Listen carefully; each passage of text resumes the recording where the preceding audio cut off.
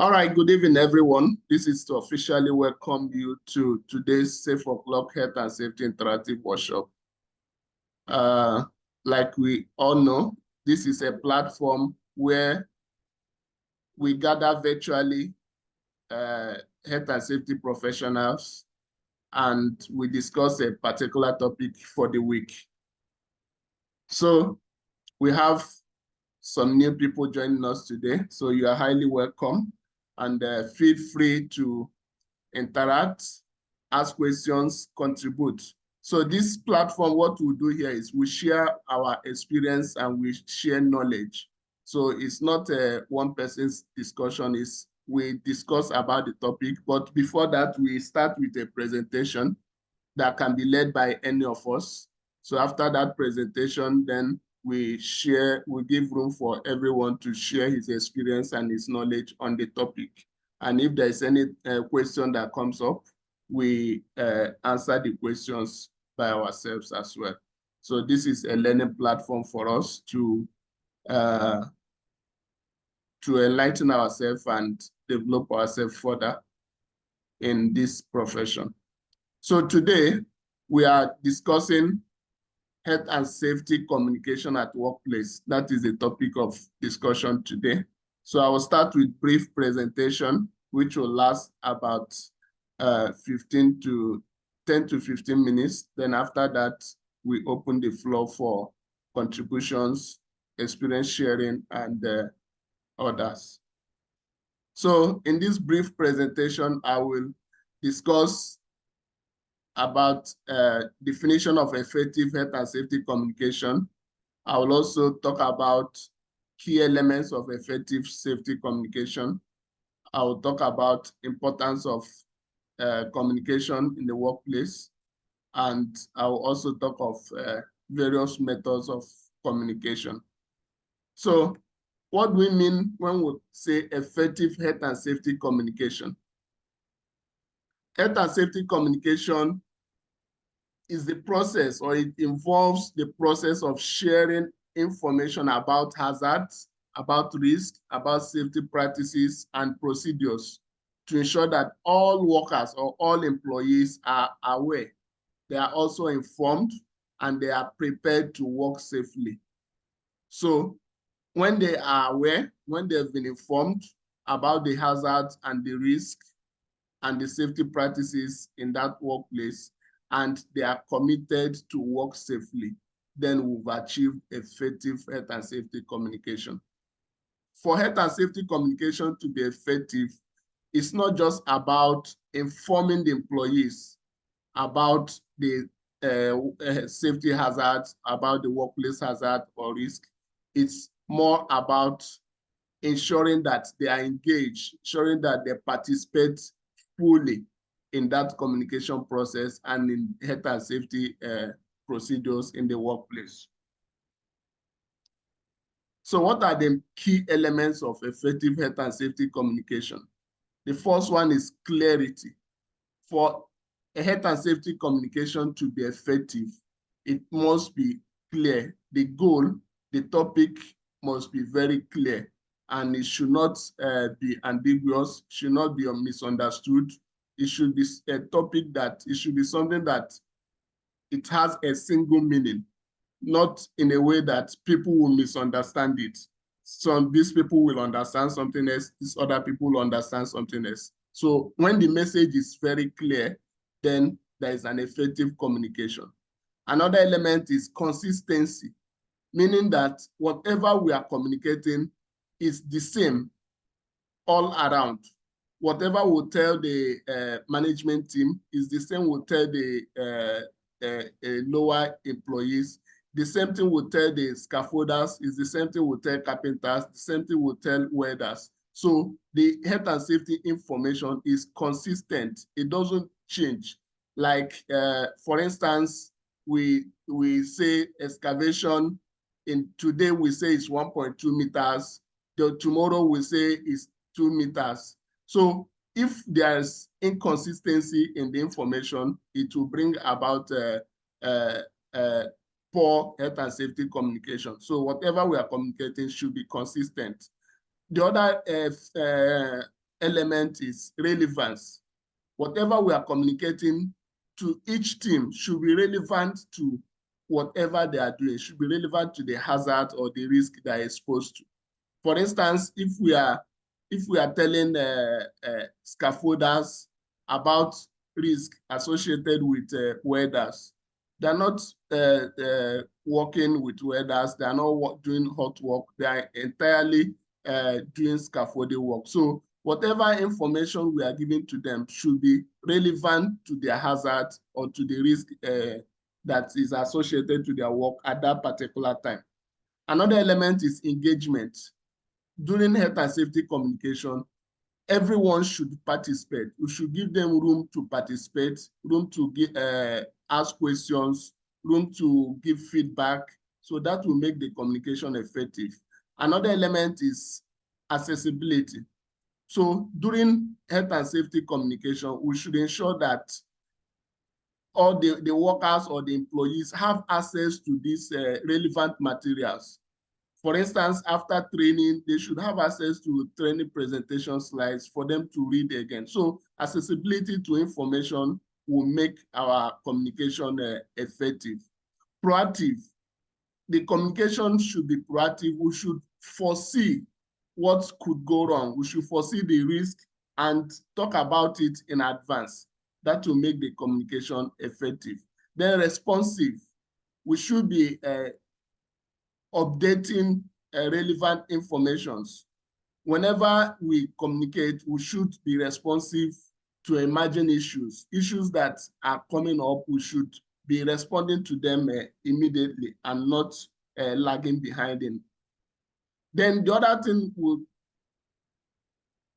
talk about is the importance of communication at workplace.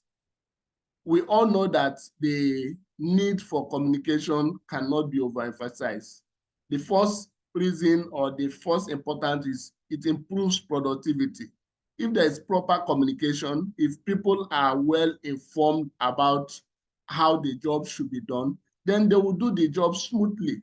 There will be no risk, there will be no accidents, and the cost to accidents will be reduced. Another importance is it promotes teamwork. When people communicate, for instance, during toolbox talks or during task briefing, it gives room for team members to ask questions, clarify each other, say their reasons for particular actions. Then it promotes teamwork. Then people will work together and there will be less chances of incident in the workplace. It enhances employee engagement.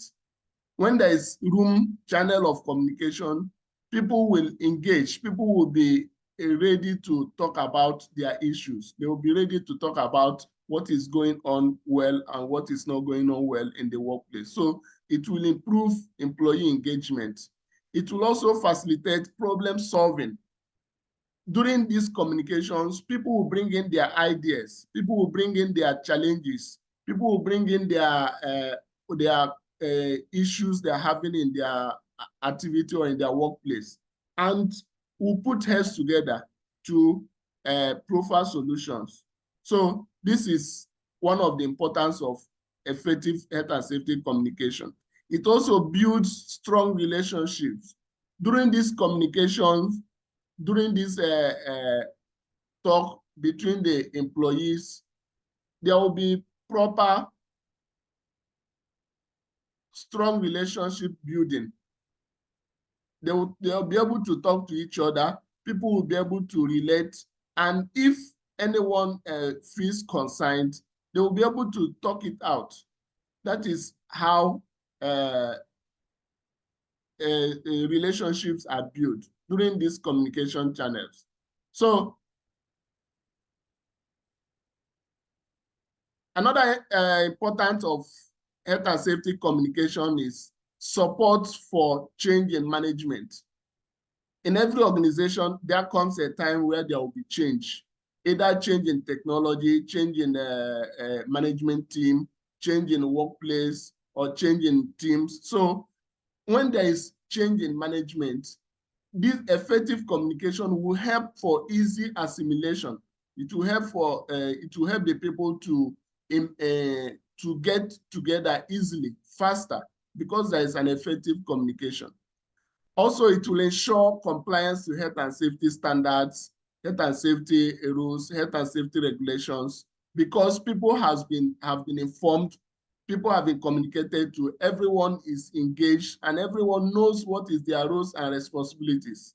Hence, the organization will be able to comply with all the legal requirements associated with their industry. It will also boost employee morals, because during this communication or during this talk, everybody is able to talk to each other. There is room for management to communicate with workers. There is room for health and safety professionals to speak to the employees. And in this process, everyone's morale is boosted, knowing fully well that the management is committed to improving health and safety in the workplace. Now, let's talk about some methods of health and safety communication. We have basically 4 methods that we can apply in health and safety communication. The other one, first one is verbal, written, graphic, and nonverbal communication.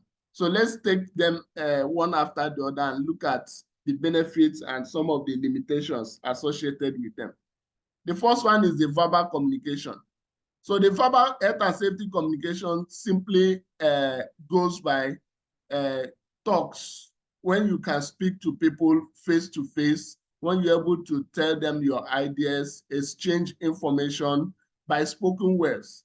So this is the verbal form of communication. We've been implementing this. We use it during toolbox talks. We use it during team meetings. We use it in group discussions. So these are verbal forms of communication, and they are used to communicate health and safety information. The benefits, it gives immediate feedback. When you talk to the person, to the employee, he's able to respond. It tells you if he understands or not, if he wants you to repeat or not. So there is immediate feedback. There is personal interaction. You're able to speak face to face. You're able to understand whether he understands or not. So there is personal interaction during verbal communication. There is room for clarifications. If he doesn't understand, if there is a word used that he doesn't know the meaning, he's able to ask you questions and you clarify. There is also a room for non-verbal cues. You can demonstrate, you can put some gestures to be able to help the person to understand what you are saying. Then the limitations of verbal communication includes misinterpretation. Some people might misinterpret whatever you have said, or maybe there is a particular term you use that means a different thing from where he's coming from. So there is room for misinterpretation during verbal communication. There's also lack of record. So in case of tomorrow, or in case there is need or there's an investigation requesting for the communication evidence, so you don't have evidence because there is no record. There's limitation of reach. You can only speak to few people, or you can only speak to people within a specified distance. You can't speak to people who are miles away. So there's also influence of emotions. Because it's verbal communication, you are seeing the person face to face, you know how he feels, you know the facial expression. So this can influence your speech. Maybe you look at the face and he feels so sad. Instead of continuing with the discussion, you might withdraw. So there could be influence from emotions. That is one of the limitations of verbal communication. Now let's look at written communication. So this is a form of communication that goes through written format. For example, letters, memos, reports, notice, emails, text messages. So these are forms of written communications, and they are used in communicating health and safety information in the workplace. You can write letters, you can write tests, you can write emails in communicating health and safety information to the employees. What are the benefits? The benefit is there is a record. You're able to maintain records during a written communication. There is clarity and precision. So whatever you are saying is clear, is written. Maybe you can be able to research. If you have any word that you want to use the exact word, you can research and use the exact word. So there's clarity and precision. There is room for wide reach. You can be able to send email to more than 30 people at the same time. So even people that are not within the same location can be communicated with through written communication. There is time for thought. While for instance, if you are writing email, you can take your time to think about it, think critically, be able to analyze exactly what you want to write and write it. Unlike during verbal communication that you are face to face with your audience, that there is no time for thought. Whatever you have to say have to be said immediately. There is no time for thinking about it. So this is one of the benefits of written communication. What are the limitations? There is room for misinterpretation in the sense that the person you are talking to is not close by, it's not with you. So you don't have time to explain. So it could be misinterpreted. It's time consuming. Unlike verbal communication that can take you a few minutes to just send the information, but in written communication, it takes time. You have to be at a particular place. If you want to write email, you have to use computer. So you have to take your time. It's time consuming. There's lack of immediate feedback. Unlike in verbal communication that you can get the feedback immediately from your audience, but in written communication, there is no feedback immediately. You have to wait for the person to read, assimilate, and respond whenever he feels to respond. There is also room for overload. During written communication, you can write pages of communication, and the person might not be able to assimilate all. So there's possibility of overloading in written communication. Let's talk about graphical communication. Graphical communication is another form of communication which involves use of graphics, diagrams, use of charts, use of infographics, symbols, maps, or photographs. So these are all encompassed in what we refer to as graphical communication. And the major benefit in graphical communication is easy to understand. What you just need to do is just to look at it and you understand what it is. You don't need to sit down and read it and interpret it. So it's easy to understand. It's engaging. Graphical communications is engaging in the sense that people are able to understand it, they're able to respond to it, they're able to play around it. Another benefit is it has a universal understanding. For instance, the picture on the screen, you see safety, high visibility jacket. It's, even if you don't write it in text, just the picture alone is universally understood. It's known everywhere in health and safety that this picture is for reflective visibility jacket. Okay, so it's time saving. The time you use to write all the text, you just present it in graphical form and the information is passed. Then what are the limitations? The limitations is that there is room for misinterpretation in the sense that some people can call it something else instead of the rating that is supposed to be, because nobody is there to interpret it or to give clarity to the information. It's resource intensive. Resource intensive in the sense that to get a clear graphical pictures, you need to print them, you need to design them. So it takes resources. You need a designer, you need to print them. Some of them have to be in reflective form. So those will consume some resources. Another limitation is that it can be overused. Like you go to some sites, you see signages everywhere. There's signage in left, right. If you come to a particular board, you see tens of signages. So the graphical communication can be overused.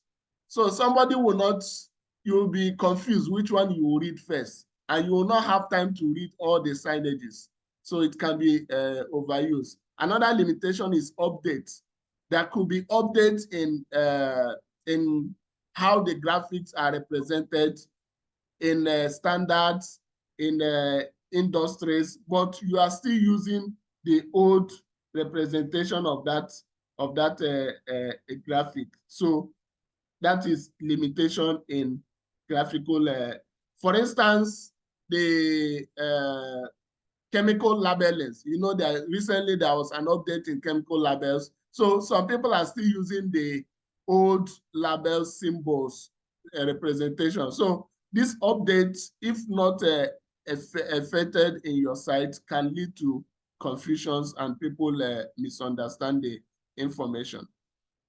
So let's talk about nonverbal communication.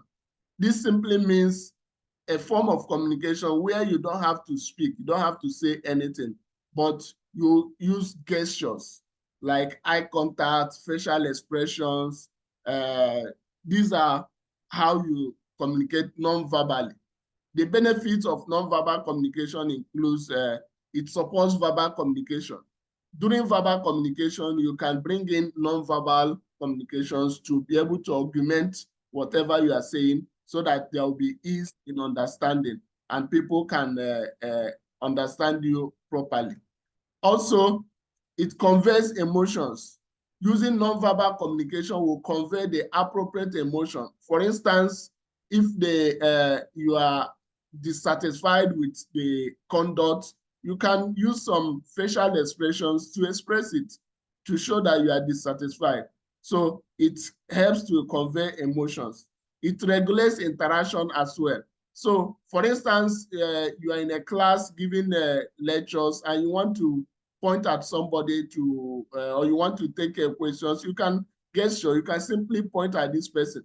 You can give him sign to stand up. So that is non-verbal communication. It helps, it supports verbal communication. The limitation is that it's subject to misinterpretation, maybe due to cultural reasons, maybe due to backgrounds. People can misinterpret your gestures. Maybe what you have pointed at, they may misinterpret it and thinking that you are saying something else. Another limitation is that it's less structured, in the sense that there is no structure saying that when you point up, this is what it means. When you point down, this is what it means. So there is less structure for non-verbal communication, and it can lead to miscommunication and misunderstanding. Okay, so what are some of the barriers for health and safety communication? What are those things that limit effective health and safety communication? The first one is sending too much information at once. For example, when you have two bus talk, instead of selecting a specific or a particular topic to discuss, you talk about 10 things at the same time. So the information becomes too much and difficult to assimilate at the same time. Another one is sending information that lacks clarity. So if you say this is what is required, you should be clear about it. Say this is exactly what is required and don't make it difficult for people to understand. Sending information that is confusing. Some people, you send information and you don't specify exactly location, don't specify time, you don't specify this. So it will confuse people. Failing to tell people what to do. So in what happens in most of our health and safety communication is that we just observe. We say, this is what is going on, this is what is this is this, but we have not given recommendations. What do you want to be done? What do you want this person to do? So it's a barrier to effective health and safety communication. Another barrier is individual managers who are not good in communication. For instance, from health and safety department, we might send an email to managers advising them to communicate to their subordinates or to communicate to people in their department. And some of them are not good in communication. And some people, some will say the right thing, some will say the wrong thing, some will give half-baked information. And this is a barrier to effective health and safety communication, whereby health and safety information is not given appropriately in the workplace. Internal information silos, when different teams or departments don't share critical information. So this is another barrier in health and safety communication. In the organization where different departments have specific information that they need to put together before sending out that. For instance, when computing KPIs, you need to have manpowers, you need to have records of trainings, you need to have this one. So, and you need this information from different departments. And if they are not complying, then you might end up sending out half-baked information. So this is one of the barriers to effective health and safety communication. Another one is failing to take concerns and priorities of employees into account. During our communications, during our meetings, we don't give time for workers to respond. We don't give time for them to give feedback. We just give all the information and we close. So this is another barrier to effective health and safety communication. Using wrong communication channels is another barrier, in the sense that some people are good in practical knowledge. So while giving trainings, we only give theories, we don't practicalize it. So at the end, some people will understand, others will not understand. So we should ensure that right communication channels and methods are used. Communicating, not communicating quickly when there is a hazard. So for instance, there was an incident today, and instead of having the communication immediately, we wait till tomorrow. We are delaying that information, and it's a big barrier to effective health and safety communication. So I'll just give out few strategies to ensure effective workplace communication, and I will round off. The first one is create a communication plan. Don't just get up and start talking. Before you speak to people, ensure that you have a communication plan. In our workplace, we should have health and safety communication plan, well developed, well reviewed at when due. The next one is that the information should be given to the right audience. For example, how we communicate to the management team will be different from how we communicate to the lower employees. So if you give the same information to different audience, then they might not, some of them might not really understand it. So we should try to configure the information properly for different levels of the employees in the workplace. Another strategy is to ensure schedule shift overlap. For instance, if there is an incident that you want to communicate to the shifts, and you're having two shifts, so it's proper that you bring like 30 minutes overlap in the two shifts to be able to communicate the information effectively to both shifts at the same time. Put safety on the meeting agenda. In some of the meetings we attend or we host, we just talk about progress, we just talk about other issues without emphasizing on health and safety. Another strategy is to use marketing strategies for internal team communication. What this simply refers to as, when we want to get customers, we put in more effort. We develop our training slides, we develop our communication channels very well. But when we are talking to our internal employees, we just do it anyhow. We don't pay attention to the resources we use. We don't make research. We don't give out adequate updated information, because we think we are just talking to our employees internally. So we should use marketing strategies. The same way that the same effort you put in place when trying to woo a new customer, we should put in that same energy, same format, same information in place while communicating to our team internally. Put health and safety signages where it needs to be. There are some workplaces you will go to. You see signages located in areas where they are not required. And where the areas where they are supposed to be, you will not find them there. For instance, you will see sign evacuation arrows pointing in different directions. So this is miscommunication and it will lead to misinformation. So we should ensure that signages are put at the right places where they will be seen. Training sessions count as communication. So during trainings, we don't see it as just giving out information. It should be a way of communication, and we should encourage all the four communication ways should be embedded together, both the reading, the verbal, the non-verbal, and the graphical communication channel. All of them should be embedded together during training sessions to achieve an effective communication. Use a range of communication channels and tools. Why sending out information? Don't just say that I've sent email, then you end it there.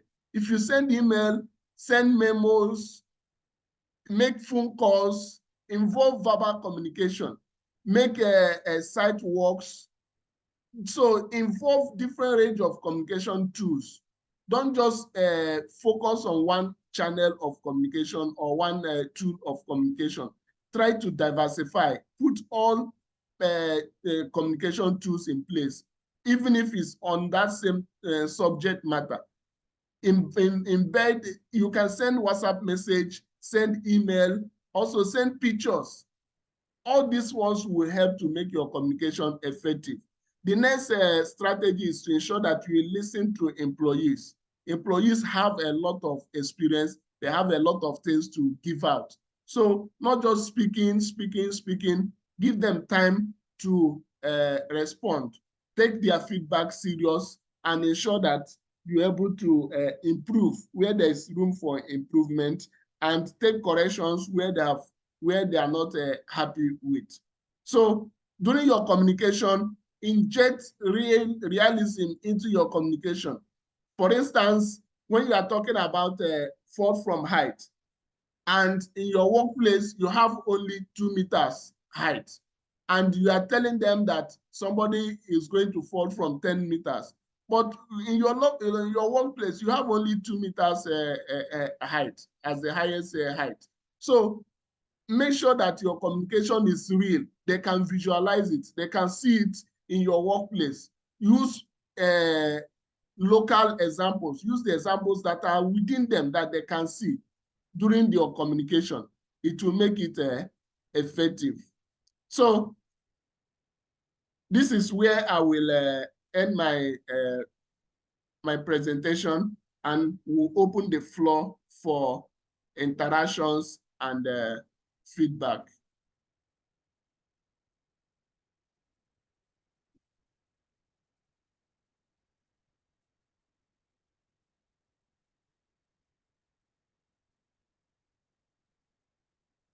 All right, guys, the floor is open for us to make our contributions, share our experience, and also ask questions if we have anyone. Thank you.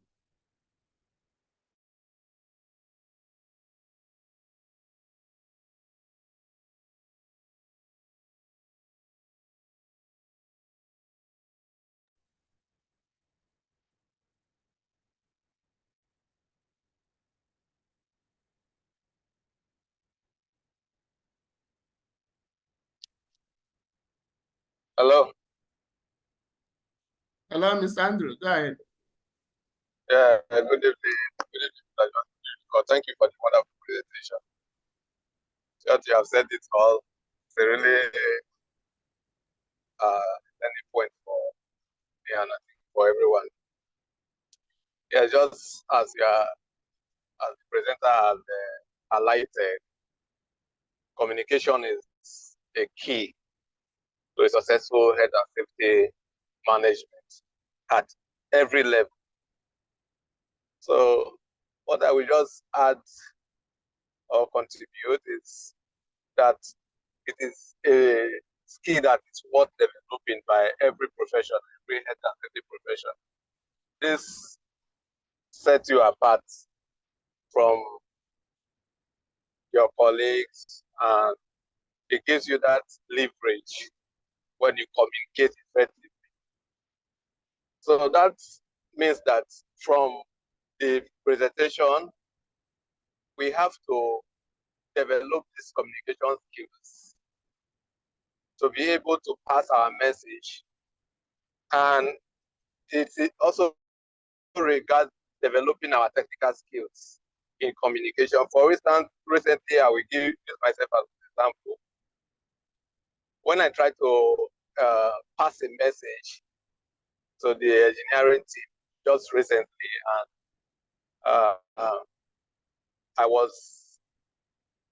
I got a feedback, which I was like, why is this guy bringing? He was asking me, where is the procedure that says this, that says that?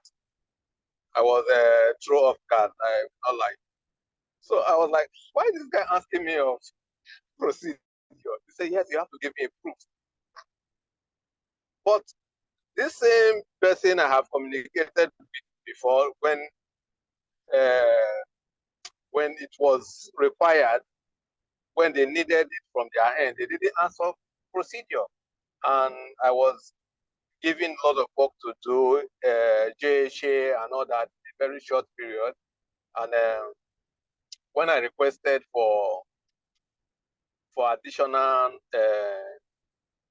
requirements, they didn't ask me of the procedure, but they were just keep telling me, why did you tell us on time? Why did you tell us? But you just before. So when I requested for made a particular request, they charged me and they were asking me for procedure, which I was not even aware of.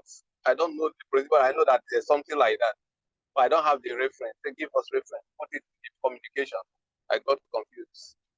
And that was it. So on the long run, I have to go to the client to ask, please, can you give me the copy of procedure? I want to make reference so that this can be done. And again, I was like, why? They were like, why are you asking of procedure? Don't you know the procedure? Don't you know this? I said, I know, but I don't have the reference. So at the end of the day, I was giving the reference, then I have to resend it. And that's what I'm trying to say, that we have to acquit ourselves with this technical aspect for us to be able to communicate effectively. That is a lesson learned for me. And I believe one or two persons will get what I'm saying. Thank you. Thank you very much, Mr. Andrew, for that wonderful experience sharing. For me, what I learned from your experience is when you are communicating with the technical team, ensure that you are also technically grounded.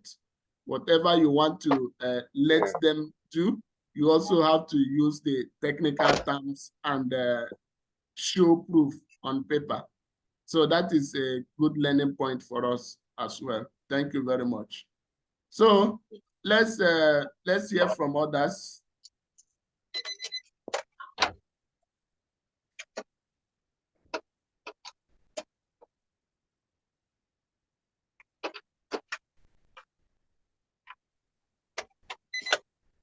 Hello, everybody. Good evening. Yeah, good evening. Good evening, sir. Good evening. I think you, like the last person said, the last, you mentioned everything already. Communication is very important in our work. Very, very important. And like you mentioned in importance of communication, I think most of the company, most of the departments in health and safety will lack this build support relationship, whereby the safety department and engineering department, they are doing competition, they don't like each other.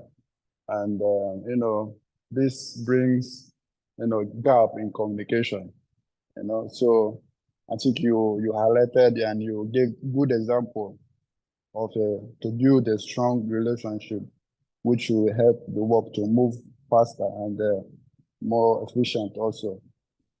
Also, when you mentioned, I'm kind of trying to ask question on the graphics communication. You said hold on, I wrote something down. Is it graphics communication? Yeah, graphic communication. We talk about engagement. I don't know what you're talking about there, and also non-verbal communication. Convey emotion. What do you? I didn't get what you are trying to say on that also. Convey emotion on non-verbal communication. Can you give more explanation on that? And I think you did a very good job in your slide.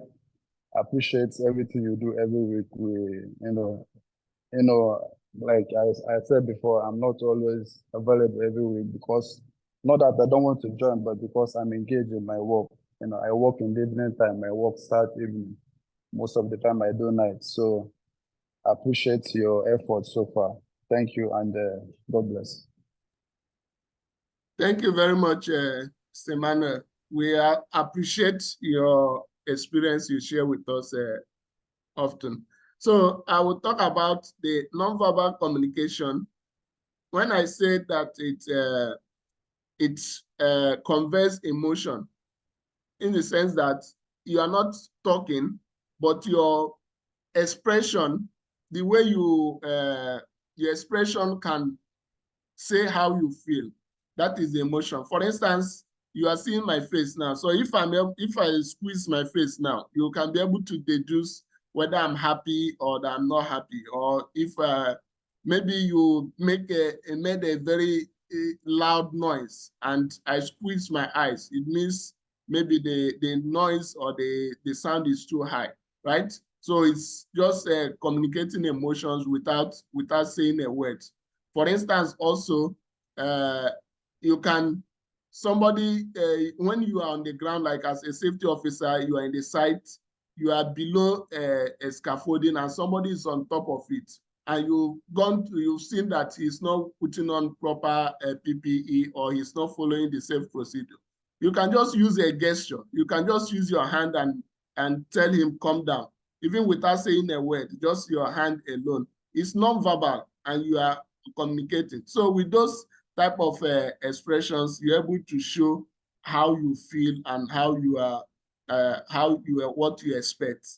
So that is that for non-verbal. Then for graphical, I say that graphic communication, the benefits is that it shows engagement. You see that in your workplace, if you have a new poster, if you design a new poster and you post it either at the notice board or in front of the side gate, when people are coming in, they will pay attention. They will stay there and read it for some time. They will be able to, so it's attractive. So the way it attracts them, people are engaged to it, right? People are able to stay there, look at it, read it, and get engrossed by it. So that is the engagement I'm talking about.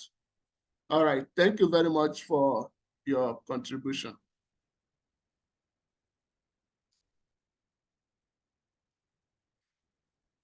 So do we have any other person, any other contribution?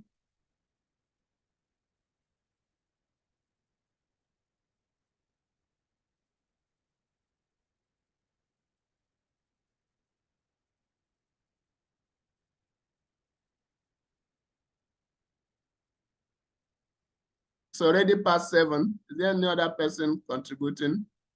If no other person, then we can call it a day.